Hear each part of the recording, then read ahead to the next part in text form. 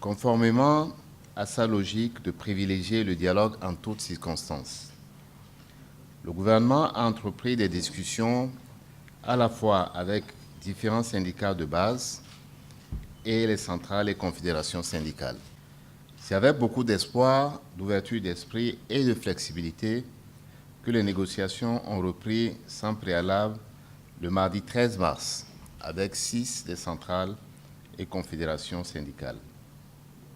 Des avancées significatives ont été présentées et enregistrées sur la plateforme revendicative des syndicats, notamment dans le secteur de l'éducation. En effet, le gouvernement s'est engagé pour la signature de 6 arrêtés d'application du statut particulier des enseignants et a même consenti à augmenter le montant de la prime de craie ainsi que celui des indemnités de documentation. Concession appréciée par les partenaires sociaux.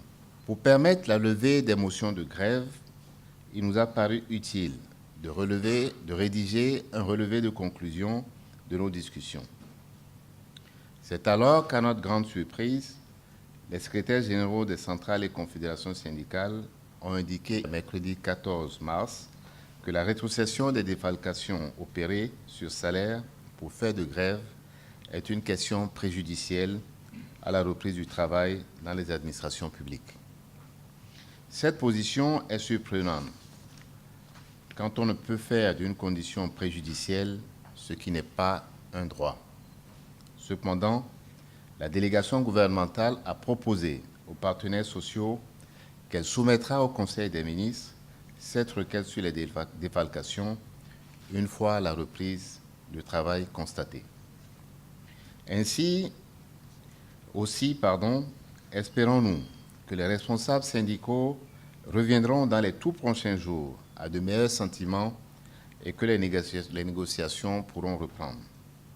Le gouvernement, convaincu que seul le dialogue permettra de satisfaire les différentes revendications, les y invite instamment et rassure les populations que sa main tendue et sa bonne foi ne souffrent d'aucune ambiguïté.